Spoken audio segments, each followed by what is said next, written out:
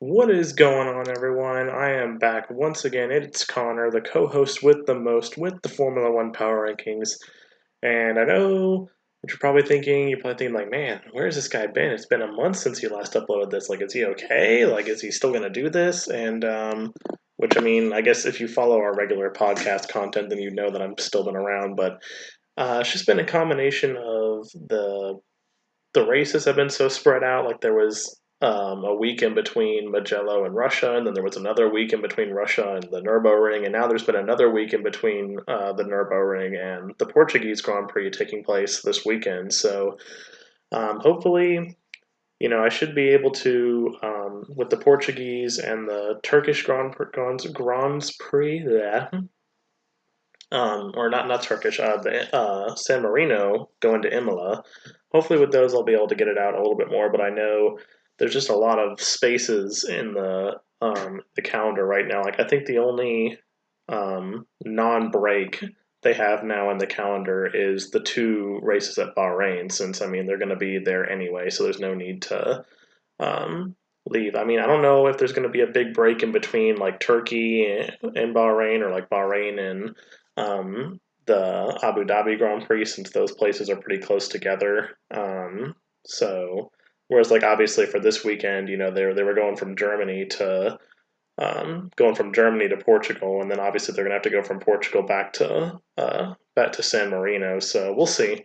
I haven't looked at the calendar, but it's good to be back, and I'm actually kind of glad I waited because there's been a recent development yesterday or so that hopefully I can talk about now, which I wouldn't have gotten to talk about until the next time if I had done this before. So let's get right into it.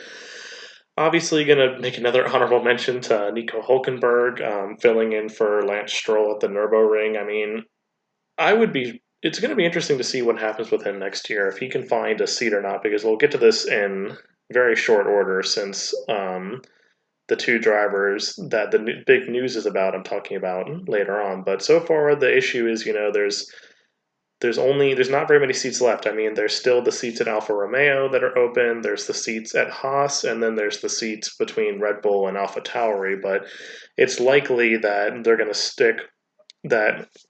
It's likely that three of the four drivers currently between Red Bull and Alfa Tauri are going to come back. The only question mark is Daniil Kvyat, which I know a lot of people have been talking about that if Kvyat ends up like they don't end up bringing him back, then the first candidate for that job would be Sergio Perez. So it'll be interesting to see how everything turns out, but definitely looking interesting and good prospects for Nico Hulkenberg. Maybe he can get a seat at Haas, or maybe he can get a seat with Alpha Tauri next year. We'll see. I mean, he's definitely proven that he still has it. So moving on to number 20 and number 19, sticking with the Williams drivers, just an abysmal two races for George Russell. He fell from 14th to 18th at the Russian Grand Prix, and then of course he had to retire at the Nurburing. So, and not too much better for Nicholas Latifi. I know his results look a little bit better, 16th and 14th, but a lot of those were because of retirements that happened. They weren't mostly based off of his driving skills. So keeping the Williams drivers at the bottom for now.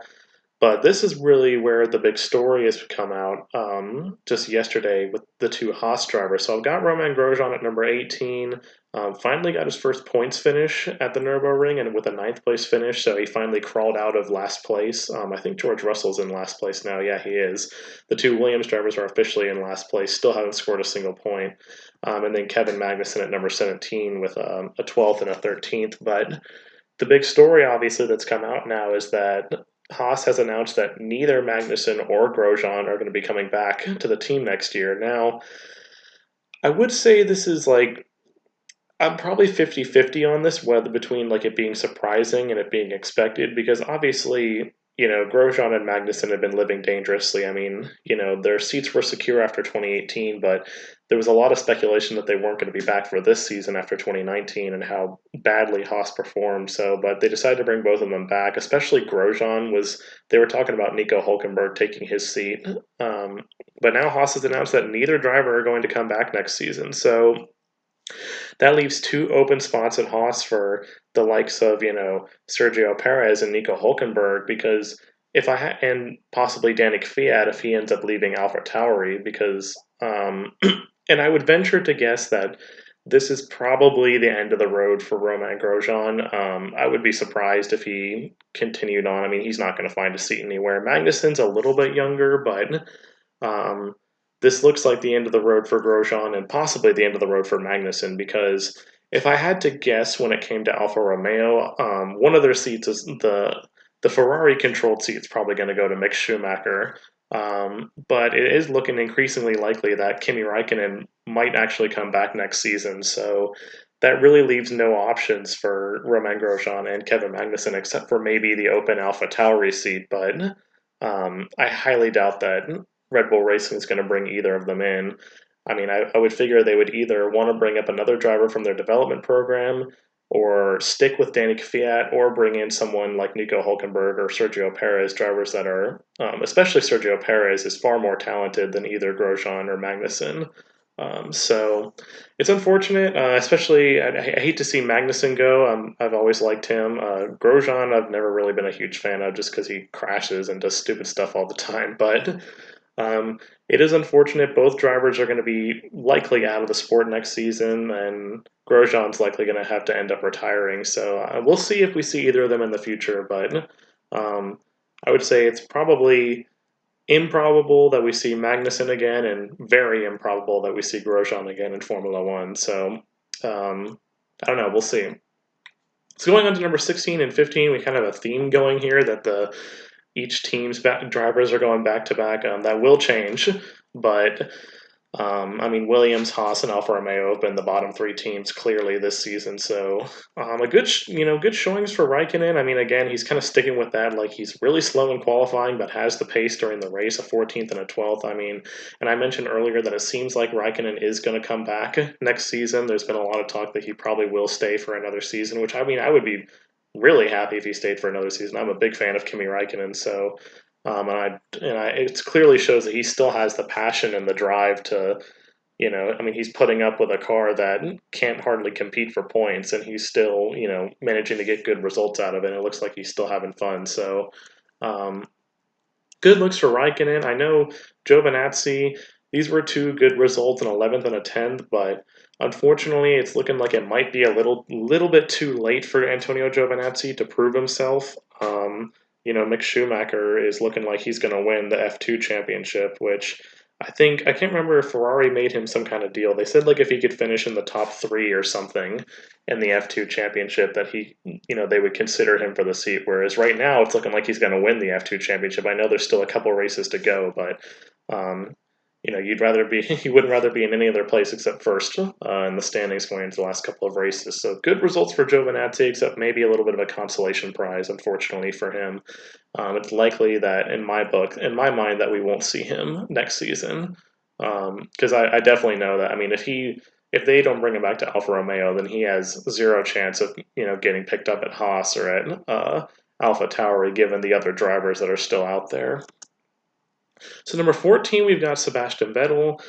It's just so strange to me what's been going on with him this year. I mean, he seems like he's hovering around that like 11th through 13th area. Like, it seems like he doesn't ever finish worse than that, but then he never finishes better than that either. Like, hardly ever finishes in the points. And obviously he's got a seat with Aston Martin next year, but it's going to be interesting to see how he does next year and see if he can, maybe refined his driving style, with a more competitive car, because it's definitely been shown this year. I mean, it looked like maybe that the Ferrari car was like that it was falling off and it couldn't compete for points, really was like the 7th best car, but Charles Leclerc kind of put that all to bed with his performances in Russia and Germany that no, this car still can compete for points if the driver is up to it, and it doesn't look like Sebastian Vettel's up to it. So, I'm really curious to see how he does next year, because I don't know what the details of his contract were, but I'm certain it was probably just a 1-year contract. So if he doesn't perform next season, then it's likely we're never going to see Sebastian Vettel again, because, I mean, it's just crazy to see the fall from grace for the 4-time world champion. He was at the height of his career. I mean, he was at the height of his career just 2 seasons ago in 2018. He was fighting with Lewis Hamilton for the championship, and has had 2 seasons in a row where he was the runner-up, and then everything just seemed to collapse, last year, and then even more so collapse this year. So the future is not looking very bright for Sebastian Vettel. So number 13, we've got Danny Kvyat. Just consistent results for Danny Kvyat, an 8th place finish in Russia, a great showing for him at his home circuit. I think that's the first time he's ever scored points at the Russian Grand Prix in like the 3 or 4 that he's contested. So like 3 or 4 or 5, 4 or 5 Russian Grand Prix that he's contested. That's the first time he scored points at his home Grand Prix. So good job for him. But unfortunately, it's looking increasingly likely that he's not going to be coming back to AlphaTauri next year. It's looking like that.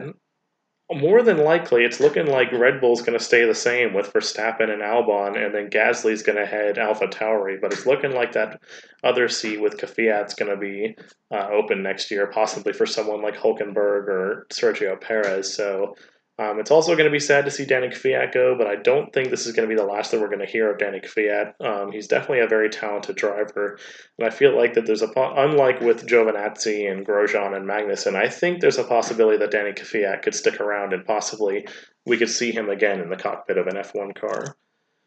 So number 12, we've got Lance Stroll. Just a horrible all-around 2 races for Lance Stroll. I mean, he only qualified 13th at the Russian Grand Prix, which is really bad considering that Racing Point is 3rd place in the Constructors' Championship right now. Obviously, retirements tend to be something that you can't really control most of the time, but still, it's never a good look, even if it's not your fault. And then, of course, having to sit out the Nurburing, the Eiffel Grand Prix because he was sick. I don't know if they said that he had. I don't know if they confirmed if he had COVID-19 or not. I don't think he did. I think they just said he was like really sick and had like flu-like symptoms or something.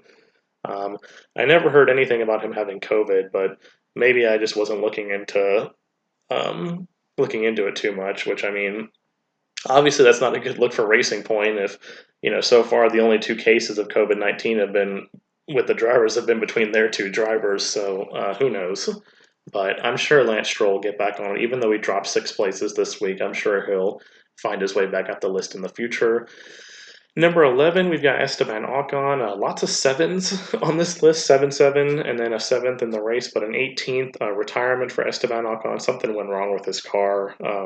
Not a good look, but I mean, I know the biggest question next season is really going to be, I think there was a guy on YouTube I saw posted a poll about this, like, who's going to have the better season next year at Renault, or not Renault, I should say Alpine is now going to be the name of the new team, but who's going to have the better season next year at Alpine? Is it going to be Fernando Alonso or is it going to be Esteban Ocon? And I mean, honestly, I don't know. I mean, I would think that it would be Esteban Ocon just because you know, he's had a season to get back into the seat, and he's a lot younger and everything. But I mean, Fernando Alonso is just a fantastic driver, so he's already got that working against him. But also, just Esteban Ocon has not shown the pace that the Renault car is capable of. I mean, Daniel Ricciardo, for the past few weeks especially, has been out there competing for podiums, and Ocon is struggling to get inside the top 6. So we'll see how he does next season, but I mean, that could definitely be a situation next season with Alpine where, like, if he doesn't perform, then that seat could be, I mean, and also if Fernando Alonso decides to retire at the end of the year, that could be 2 open seats at Alpine next season, depending on how that goes. So number 10, staying right where he is, Carlos Sainz, still showing speed. I feel like I mean, this is kind of a continuing trend for Carlos Sainz, just that he's been the unlucky one in 2020. I mean, I think he's had more retirements than any driver this season. I don't know if that's true or not, but out of the drivers that are like consistently fighting for points, he's definitely had the most retirements. And it sucks, and it's too bad for him because it's on weekends when he's fast too. I mean, he had one weekend where he qualified like 4th, and then he couldn't even start the race. And then obviously in Russia, he qualified 6th and ended up getting turned around and had to retire. So very, very unlucky for Carlos Sainz. And I would just love to see, if I could have one of these weeks where I do these power rankings, if he can avoid having a retirement, like where he would finish each week, because I feel like he could easily finish in the top 5 or top 6 both times. He just has to avoid the retirements. So number 9, like I was mentioning earlier, up 5 spots this week is Charles Leclerc. Fantastic stuff out of Leclerc, honestly. I mean, a 6th and a 7th for this for and a 4th place qualifying at the Nurburing for a Ferrari car that is consistently not making it to Q3. It just shows how talented he is as a driver, and I know Ferrari is likely not going to be back on the winning stage. Excuse me, back on the winning stage until 2022. But I mean, definitely for them, for their sake, if they can just get a car that can compete, I think Ferrari has a very bright future. I know someone else, another guy, I think it was the same guy, put a poll on YouTube about like when's the next time Ferrari's going to win a championship, and the majority of the answer was like, I think it was like, the answer choices were next season, 2022, within 5 years, within 10 years, or never again. And the majority answer was within 10 years. And I was like, I highly doubt that it's going to take 10 years for Ferrari to win another championship. I clicked within 5 when I did my guess because I don't think they're definitely not going to win it next season, and they probably won't win it in 2022 either, just because everybody will be getting used to the new regulations. But I definitely think 2023, 2024, with the talent that they're going to have with Leclerc and Carlos Sainz, I definitely think they can win a championship here sometime in the future. So number 8, we've got Lando Norris. I contemplated moving him down a little bit further. 2 8th place qualifying performances, not exactly up to standard for Lando Norris of what he's used to. And then obviously a 15th place at Russia, which wasn't caused by a retirement, and then a 16th retirement at the Nürburgring. Just not very good for Lando Norris. Like I said, I considered dropping him below where he is right now, but I figured, well, I mean, he's still in 6th place in the championship, and um, he's shown speed in the past, but definitely, I mean, he was like the hottest driver outside of Mercedes and Red Bull, this whole season for the most part. And now it seems like he's getting overtaken by guys like Sergio Perez and Daniel Ricciardo. So don't be surprised if he starts dropping further down this list in the future. So number 7, we've got the cast out from Red Bull Racing, Alexander Albon. Just a horrible 2 weekends for Alexander Albon. I mean, a 10th place finish, barely getting into the points at the Russian Grand Prix, and then obviously a retirement at the Nürburgring. But I mean, I know there's been a lot of talk about like with Albon, like has Max Verstappen like ruined another driver? Like, he ruined.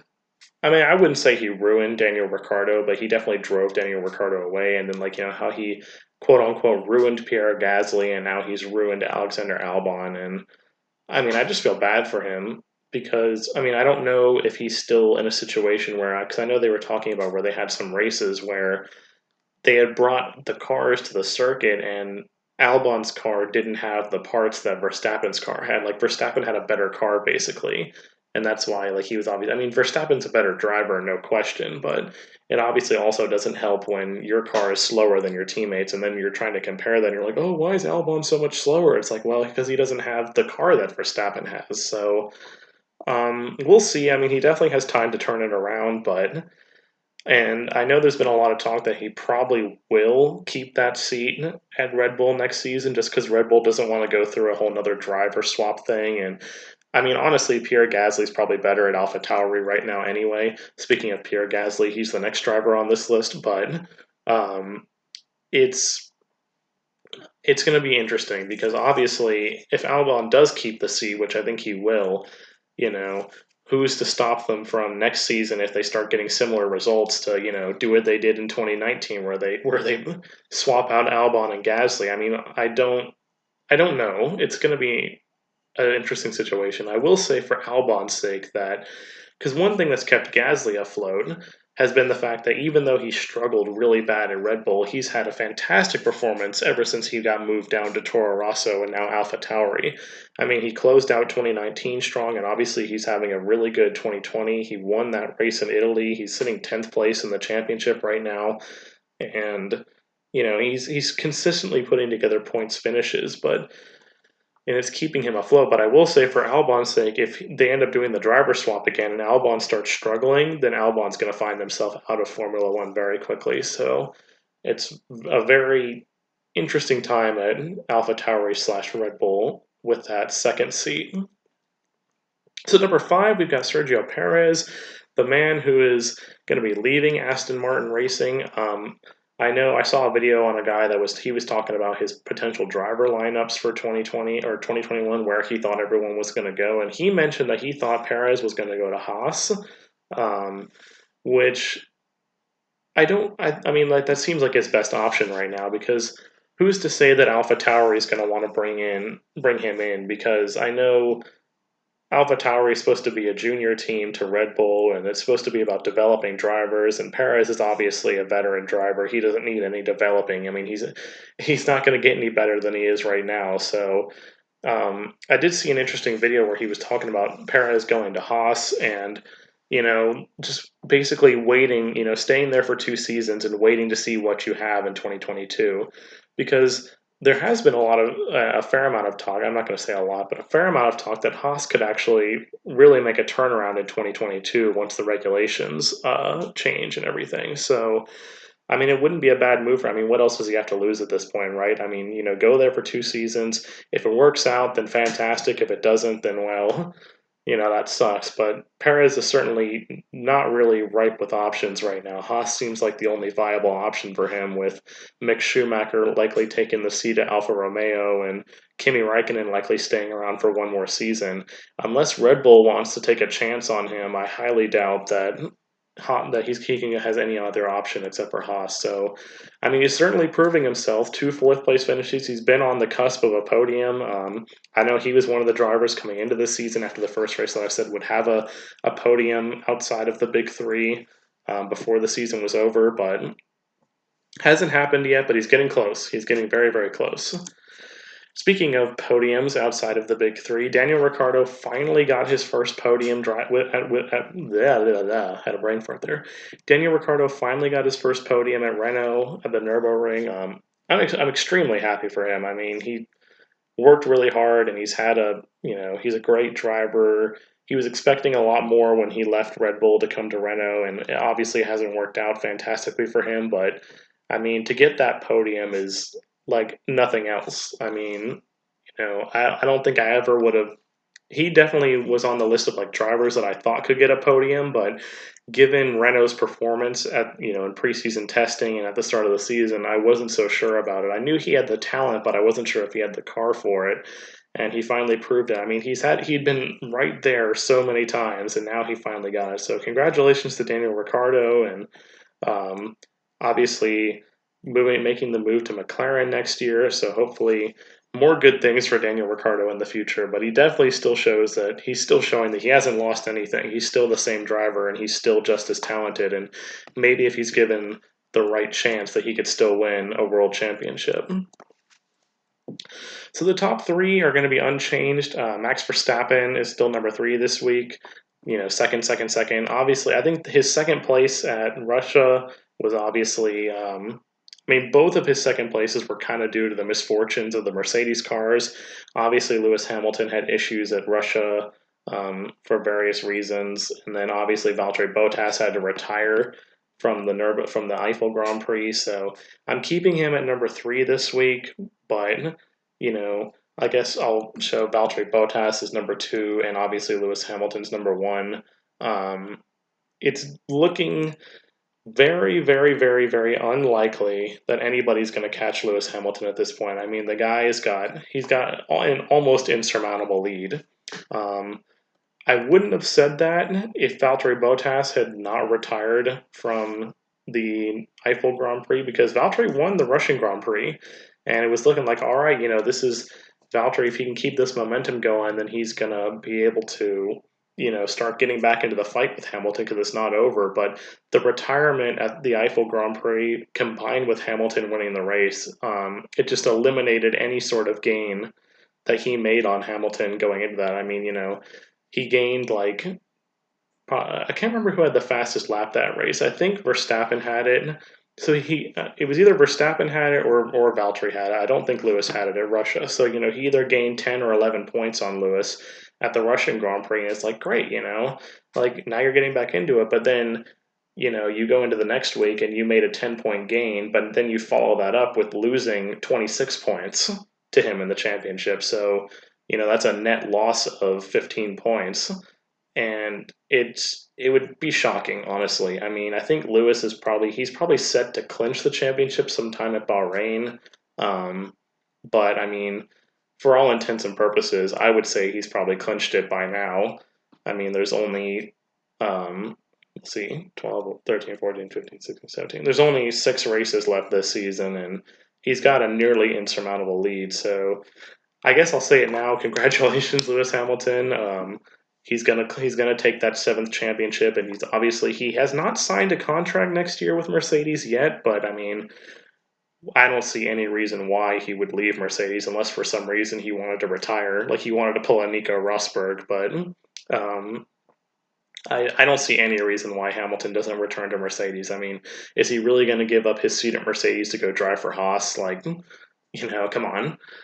Why would you do that? That would just be stupid. Unless he has some sort of, feeling in him that like, oh, I want to prove that, I'm better than, I haven't won all these championships just because the Mercedes car is so good. I'm actually a good driver, but I feel like that's not present with Lewis Hamilton at all. So, very likely, probably like 99.9%, we see him in Mercedes next year, and he's going to be fighting for an 8th championship because, I mean, like I said, he hasn't clinched it yet. So I'm not gonna, if I say this and he ends in in 2 weeks' time, he ends up like losing a bunch of points, then, um, so sue me. But I think it's a pretty safe bet to say at this point that Lewis Hamilton has won the Drivers' Championship, and obviously Mercedes is going to win. I'm pretty sure Mercedes is going to clinch the Constructors' Championship here probably in like the next 2 races. I don't like. I haven't even looked at that, but I mean they have such a ridiculous lead on Red Bull right now that Mercedes is going to win the Constructors' Championship. So, um, just what is it? 7 years now that, or no, 6 years. No, it's 7 years because 2014, 15, 16, 17, 18, 19, 20. Yeah, so 7 straight seasons that Mercedes is going to win the Constructors' Championship. Their 7th World Drivers' Championship in a row, 6 for Lewis Hamilton, 1 for Nico Rosberg. I mean, is there any end to the dominance? I guess we'll find out. So thank you guys so much for watching. I will be back after I don't know the name for it because it's not the San Marino Grand Prix, but I'll be back after Imola to recap what's been going on. And like I said, who knows? Maybe Lewis will have clinched the championship by then, or maybe all of a sudden he'll get 2 straight retirements and Valtteri will be back in. Who knows? You never know with Formula One. So thank you guys so much for watching. And as always, like Zach says, remember to be clutch.